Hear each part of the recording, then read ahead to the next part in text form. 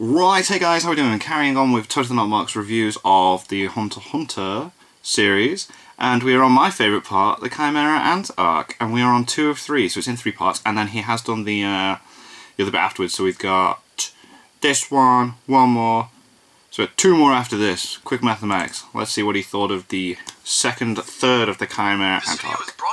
Shall we?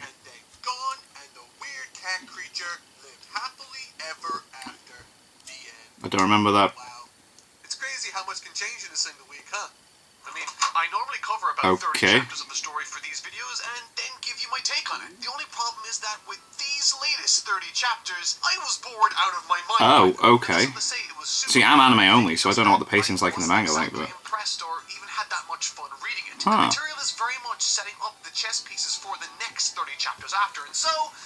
guess what I did? Yeah, you guessed it. This week I'm reviewing 60 chapters of Hunter x Hunter's Chimera Ants arc, because if I just did 30, all you would hear is about 15 minutes of complaining. And if my parents has taught me anything, it's that complaining gets you the wooden spoon. Now, okay, we don't want that. In this review, and by some I mean quite a lot. Lord knows I deserve it after constantly praising the story, but I will also be praising it highly in the second half and where I think it's necessary. Sweet. So strap in and strap on, because mate, they make some interesting Chimera Ants, don't they? I'm Totally Not Mark, I'm not okay, and this is my review of the Chimera Ants arc part 2. Kamugi, Netero.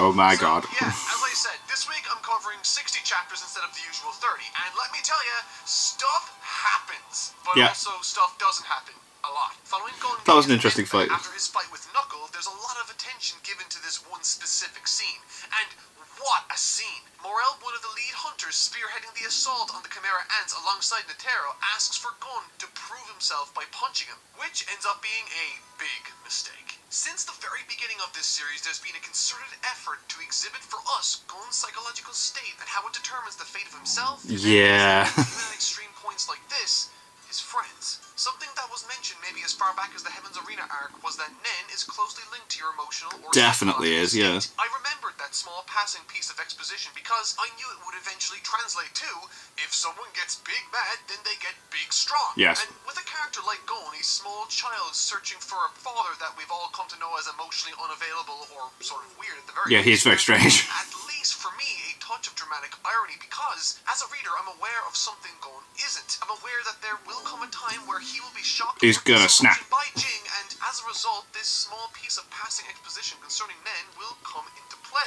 And shockingly, it did so much sooner than I thought it would. Faced with the possible death of Kite, someone he deeply cares for, faced with what has already been done to him, and wanting to get revenge on those that did it to him, Gon, when asked to prove his strength by punching an established and powerful hunter, proves in that moment that the emotional turmoil that resides beneath the surface of his cheerful disposition can fuel an attack more powerful than anything we thought he was capable of. Yeah. Refraining from attacking at the last possible moment thanks to Killua, Gon could have in that moment killed Morel. Now, that's terrifying. Damn, that's really scary shit. The villain isn't all that compelling yet. I mean, he does get a little bit more compelling later. I genuinely believe that at this moment in time, he exists to act as a stressor for Gon. And somehow I feel, given the real meat of this material, the main portion of this conflict won't be found with the king, but perhaps, instead, the inner conflict between two... Do they even meet? They don't meet at all, do they, Gon and Meruem? I think I should address something that I wanted to speak on last week. While Killua removed the antenna from his head, I personally wasn't 100% sure what would come from this, but now having read ahead, I can confirm for myself that it is exactly what he said it was. An antenna manipulating him. Alright, so, time for my thoughts. From a standpoint, I really like that Killua is in control again, but from a critical one, I'm a little uncertain. On one hand, it was great to see him physically overcome a hold his family has over him. This, as you know, is sick, slick, oh my god. Obligation Killua has been fighting against in the story since he joined it way back during the Hunter exams. However, and this is a big however, the implant in his mind, while not breaking any rules of the world, I think in a way it felt a little anticlimactic. Yeah. What appeared to be like he's been trying to overcome this his whole time, and then all of a sudden he just goes, it's gone, I'm amazing now. Solution to what was initially implied to be a much more complicated problem. And so, after discovering and confirming that it was all just an actual antenna controlling a man of his actions, it felt as though a tremendous amount of potential was lost for a compelling and intense story, which Hunter x Hunter seems to be exploring more readily with Gon. Throughout the beginning of this story, Killua was trying to become a hunter. Seemingly, this was his first venture and decision made for himself and no one else. However, despite his internal desire to do something for himself, it was his family's domineering presence that consistently prevented Killua from achieving such. So yeah, like stopping him get his goals. He tried, he would still be the person his family trained him to be. That reality and that theme was intense in this story, and it was compelling because we thought it was something deeply ingrained in Killua from a. But it turns out it's actually not. It's like, oh, okay, yeah, that thought was a bit grown. This mind control device, in my opinion, sort of cheapens and fundamentally changes that entire dynamic. It wasn't that he might actually be like his family, or that he can't shake his upbringing, or genetics, or whatever. He's just forced to. It was a piece of metal in his head, and now that it's removed, he has full control over his destiny, it seems. Whether I take this as a metaphor or at face value, it is vastly less interesting to me than what I, and I assume everyone else, thought was going on. The reason why Killua is relatable in some instances is because he embodies that one kid that, while having massive potential to do one thing, is held back by the bad teachings of his family to do it. Yeah, he doubts himself. It's like, and then like he's taught to run away and that. But by truly fighting tooth and nail against those bad teachings over many, many years. Now, thankfully, this moment Killua decides to flick that switch for himself does come about during an intensely emotional moment, wanting to protect his friend, which is exactly what it needed to be, but again, the means with which this comes about seems deeply unsatisfying to me. But yeah, it was also interesting for us as the audience, because this is us seeing the Chimera ants can use Nen.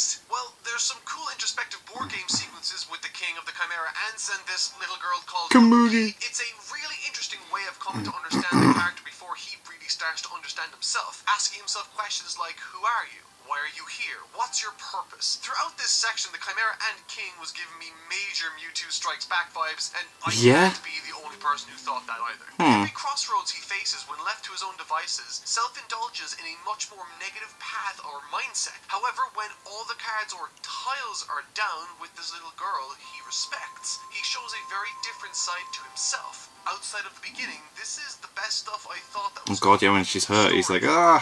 Perspective. There's a clear parallel being established here with Gon and Merowyn. And King. Yep. I really can't wait to see how this develops further. It was really interesting to me. But the rest was... Oh dear. Oh no. Oh. That's right, now I gotta talk about my first major issue with this week's material. Chapters 220 to 263 are almost entirely waiting. Heck, yeah. Even the chapter titles are in on the joke here, literally counting down from 10 to 1.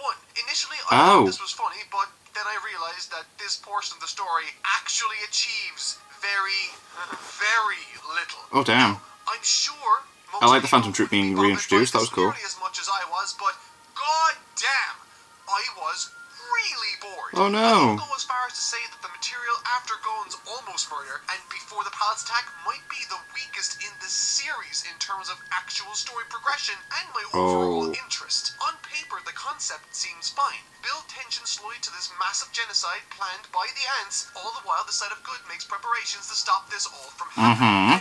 Normally, this would be a good idea. You need a calm before the storm in stories like this. A calm before the storm. I love his accent. Calm. Entire volumes of the story, and in those volumes, the story felt like it had more padding than the 1990s version of the Dragon Ball Z anime. And this is a manga. And as a result, dragged the plot to a screeching halt. Sometimes even cutting away to characters that have quite literally nothing to do with the story for like 5 or 6 chapters at a time. Oh, does it go that far? You see, with the anime, I suppose it's the beauty of the anime, innit? You can put so many chapters in an episode. Volumes of manga. And let me tell you, this volume, volume 22, delivered me an experience I don't think any manga I've ever read has given me. And not a good one. I found the material in this volume so insanely boring. I actually had to step away the Phantom Troop bit? entire day just to work up to reading more of it. Now, before anyone goes off in the comment section saying that they loved it and that it's great for X, Y, and Z reason, that's totally fine. That's your experience. That's real. It's valuable, and I can't take that away from you. But mine is real too. And my god, I hated this volume. Damn, hated it. This volume absolutely and unequivocally annihilated the pacing of the story for me would be an understatement of a Oh my god, Jesus. At this moment in time, the Chimera Ants arc's plot focuses on and draws our interest to characters like Netero, Kite, Gon, Killua, maybe smaller secondary characters trying to get us to know them, but predominantly those characters, as they deal with the aftermath and plan to exterminate the King Chimera. However, in this volume, a considerable amount of it, 60%, is spent with the Phantom Troop and shows us what other parts of the world are like now that the Chimera Ants have infiltrated their regions. Now, you might be thinking, I wonder what role the Phantom Troop will play in this arc. How will they affect the developing personalities and struggles of the main characters? But I do feel like this is to set here I was forced to realize the Phantom Troop's greatest afterwards. Also, for me at least, they're sort of an ensemble. Characters like Uvo in York New City. You see, I feel like this is it's weird, isn't it? As you're reviewing it as you go. I feel like this is like setting up for like after the fact, because we go back to the Phantom Troop, we go back to Hisoka hunting down the Phantom Troop and that, and this is like a little reminder that they are still there and were involved with stuff as it was going on.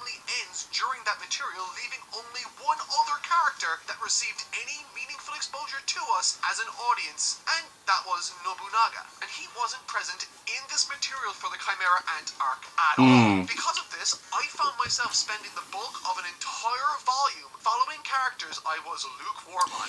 Yeah, but again, this is like, we didn't see some of their guys' Nen abilities to the max. They're doing this so that when Hisoka's hunting them down, we know how the fights go down without them having to explain it then, I guess.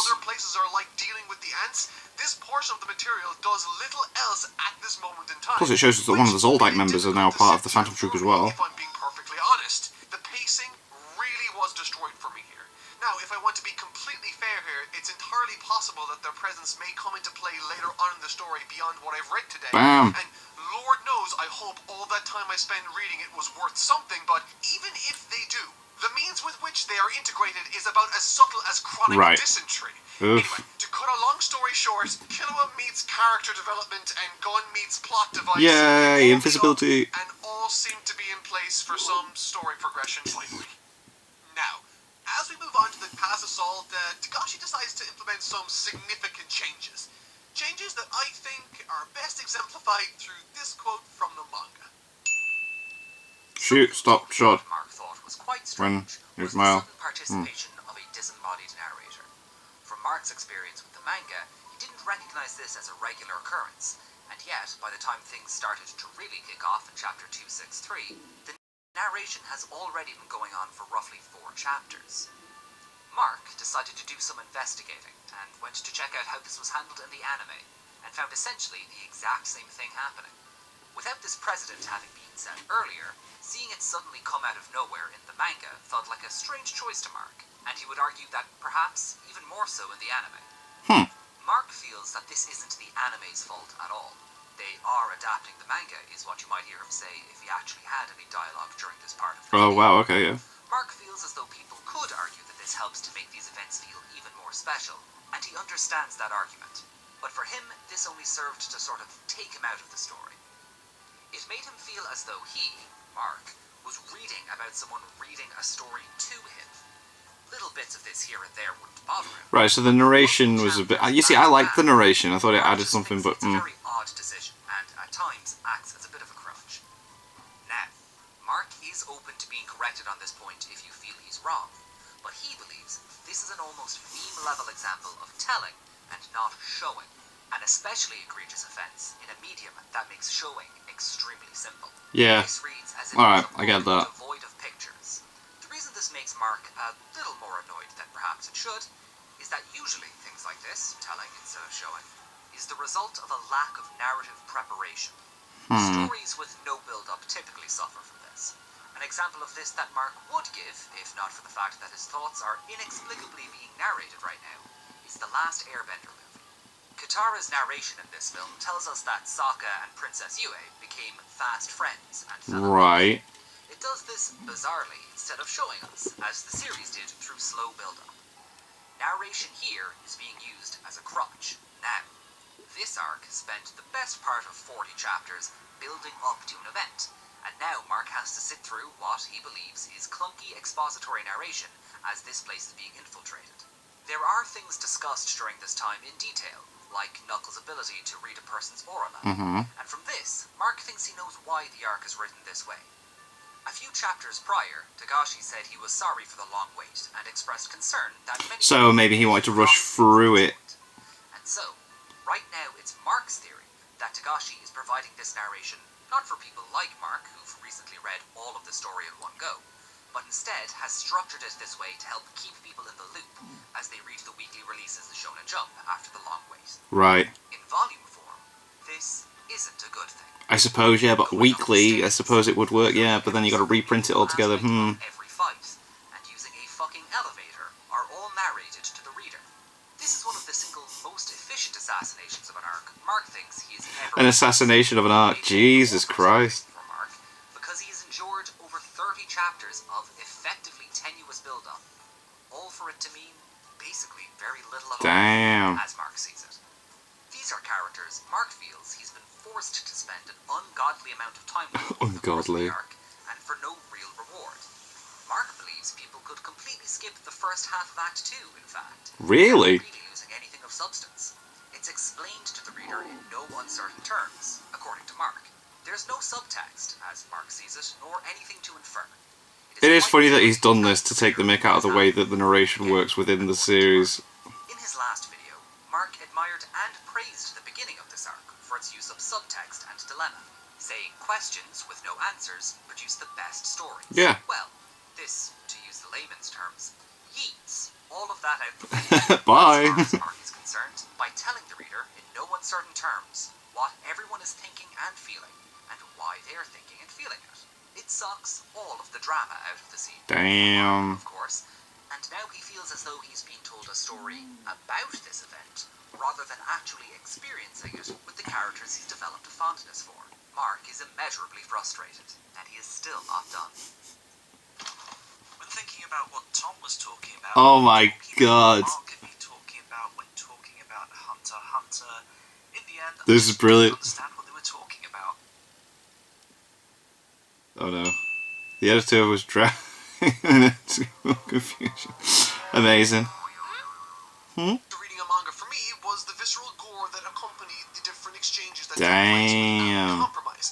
Many different anime adaptations opt to censor the gore that would otherwise be present in the manga, and while this can be at times fine, sometimes it can really take away from the power of a scene. But now, for whatever reason, as I'm reading, the great artwork gets obstructed by this weird sort of out-of-place black shading texture box. It's a travesty. Oh, wow. Now I can't see someone holding a bunch of thumbs or see someone's head get twisted off by Killua. I demand my fist of thumbs. Furthermore, throughout these 60 Give me those chapters, thumbs. there were some great moments that I enjoyed too. Moments that made my life easier as I waded through this material that wasn't connecting with me at all. However, most of them unfortunately came with some sort of caveat. Anytime that G2 clashes with Morel is a pretty fun affair. Yeah. A great strategy on behalf of the protag while making full use of the Nen power system. His first altercation alongside Knuckle is great, but his real power is on full display in his second fight with G2,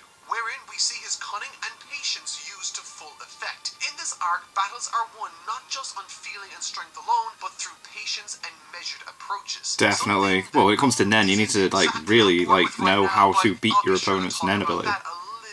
Outside of that, the character of Knuckle gets some tremendous treatment in this material. While I didn't really care at all about Shoot, Knuckle was a personality that was the clear highlight. Yeah, Shoot seemed very, very bland and just backgroundy. He's active, funny, and personable, endearing himself to me almost immediately in the earlier material covered last week, with further bursts of awesomeness this week after the assault on the palace. And this palace is where things start to really kick off. Chapter 263, to be precise. Something powerful is falling from the sky that's caught Pito's attention.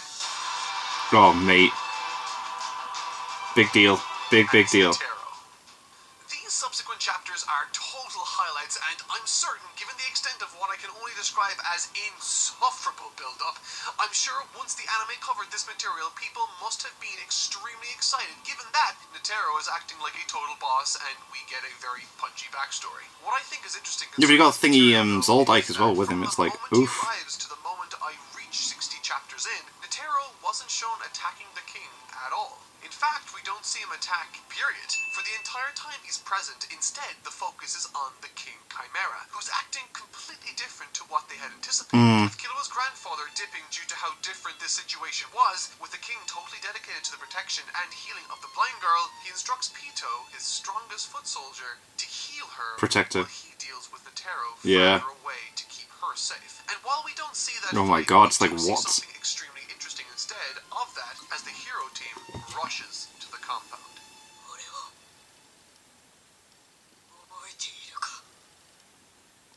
Oh my god. And just like that, as if by magic, Tense. out of nowhere, this scene catches my wavering attention and gives it a much-needed kick-start. And while I can say that my enjoyment of it wasn't at least a little bit affected by what came before, I most definitely did thoroughly love this. There are some truly beautiful moments that made exceptional use of the manga format. In chapter 275, the difference in the composure and mental stability between Gon and Killua is on full display for all to see. It's stark and it's brilliant, with Gon's crumbling face on the top of one page, and once I turn to the next, it's Killua's calm self there to He's like, reassure. oh no, Choices come on, like Gon, don't these lose really yourself. help to visually sell me Whoa. on what's transpiring in Yo. this material. Watching as Gon barely clings to his sense of reason while Killua tries to bring him back from the brink, like he's done all so many times in the past, was possibly the most compelling instance in this story. And maybe not even just this arc. These drawings force you to feel as Gon does. Conflicted, angry, devastated, and struggling. All of these swirl in his head as he desperately tries to find any Oh my excuse god, to such unload all anger. of this on Pito. But reality sinks in. Pito is reasonable and shows how serious they are in this encounter, forcing Gon to explode in frustration, though a frustration he's willing to make peace with. 1 hour. He will wait 1 hour and then Pito has to heal Kite. If there's any takeaway I have for this scene, it's that it helped to restore some hype in me for the conclusion of this arc and elevate my hype levels for another awesome scene. Oh mate. Oof. This is all great action, and after watching this dude brutalize both Shoot and Knuckle respectively, which by the way was way better than I anticipated it being, the Amazing fight, combination yeah. of Shoot's sacrifices, Knuckles' tenacious, desperate strategies, all leading up to Killua's last-minute save, made for one hell of a beatdown that produced some of the most electrifying Killua moments. Hell yeah, quite literally. Overall, and with us heading into the final act, which I assume will be awesome, or at least I hope it is, Oh my god. I'm left feeling a little conflicted. On one hand, I can absolutely see and appreciate why so many people love this arc. There's plenty of pivotal character arcs either being stressed or paid off. It involves some of our favorite characters from the past, and it even succeeds in introducing us to plenty of new endearing faces, all the while putting on some great action. However, I can't seem to get past the various choices made and pacing issues this arc. You see, I didn't have that problem with the anime at all. Point during my read-through of any of the other arcs in this collection, But I suppose I did binge the whole thing in one big, like, massive sitting. Now, I'm always on board for a slow build-up, but I thought this was a little excessive. While I'm sure the Phantom Troop have a large fan base, I couldn't help but feel like their section was largely a waste of time. From a broader No, story like, you'll... standpoint, I was happy that they were struggling. I feel like it's necessary for, like, as a reminder as to what they, who they are and what they can do. Choices like that help to build credibility for the third act or climax, but at the end of the day, I still felt as though that they spent entirely too much time setting it all up, considering every story's plan eventually goes wrong to create conflict. Yeah, that's true, I suppose there's that as well, yeah. Story to get moving so that they could make a plan, because I knew that this plan would eventually fall through and they would have to improvise it like they are doing right now. And I don't need to be a genius to figure that one out. I mean, plans are made in stories specifically to be broken so that tension can rise. Yeah, that's true. And what personally really annoyed me is that I didn't even need to technically understand the plan, because when everything is narrated from what the characters do to what they think to what their individual plans are, it doesn't require anyone in the audience to understand their plan. The information during the narration is so precise and on the nose that it completely took me out of the experience and removed the best part of reading a manga for me, the subtext. And so, now that I've been covering this story for a while, and with all of the arcs after settling in somewhat, for me, the strongest arc still might be the Hunter exam, yeah. Starts with a bang. Damn. Dotted throughout were interesting pieces of characterization, there were magnificent revelations throughout, and most importantly, there was a clear understanding as to where we were going, and there was subtext. If your audience... Yeah, the Hunter exam was boss, like... As a writer, that gives you a lot of of power to plant seeds and switch things up. To this day, I still think that narratively, one of the strongest moves Hunter x Hunter ever pulled off was Gon vs Hanzo the Ninja before quickly cutting to the end. That gave me the feels, bonded me to Yeah, the it's like, character, whoa, made what me actually sad, happened there? And then, like, have the guy, surprised me explain massively. it. And the most frustrating thing about this arc, the Chimera Ant arc, is that it's brilliant on paper, and yet its presentation totally sucked me out of it. The Damn. best scene for me within this material, hands down, that I cover today, has to be Gun's scene with Pito and Killua. And why? Because while the narration was It's still so there in tense. parts, most of it was dialogue, and thank God it was. Or that scene could have been compromised for me. I don't need Togashi to tell me how the character is feeling on the inside. That's the subtext, and this scene had so much subtext, you could read it all over Gon's face. And that's what I thought this arc needed to do more of. Stop relying on the narration. I should be able to derive any information I need from what they say to each other, from what we're from their seeing. expressions, or what they do. Yeah. At the end of the day, this was a terrific story, delivered in a way that I just couldn't resonate with, and may have left me a little disappointed. I'm delighted so many people across the world disagree with me and love this arc regardless, with even some cases, I'm sure, loving this because of the narration, with it amplifying the experience for them. I just didn't share that experience. I hope I can enjoy the final section of this arc. Lord knows things are heating up for sure. But until then, I've been Totally Not Mark. Thank you so much for watching, and I'll see you all next week. Yeah. Oh my god. The last bit of it is just so... Oh no, what's going on? Oh god.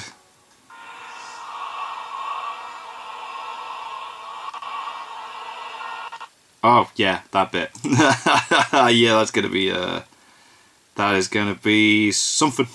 Can't not like. Ooh, the Mero M Netero fight, the Gon fight. Oh my god.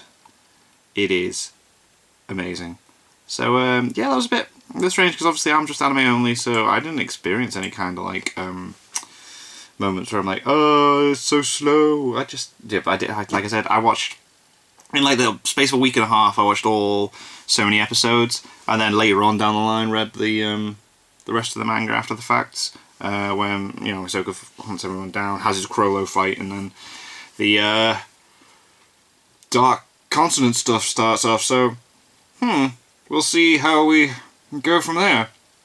Special thank you to my patrons. If you want your name at the end of every video that I upload, the link is in the description to the Patreon page. $1 a month is all I ask to help support the channel. Greatly appreciated. Thank you very much. And thank you all for watching. What did you guys think of that? What did you guys think of this? Click like, subscribe if you haven't already, leave comments down below, let me know what I should watch and discuss in future videos. I'll see you guys, just all you guys, next time.